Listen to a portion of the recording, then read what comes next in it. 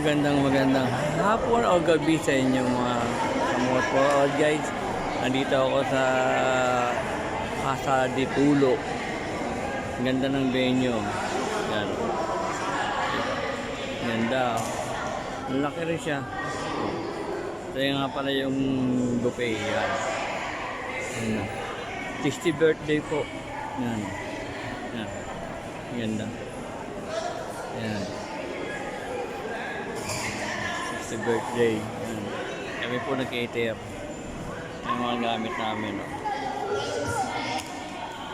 Ganda po.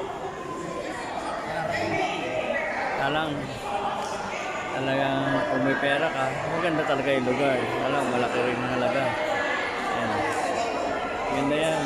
Casa de Tulo.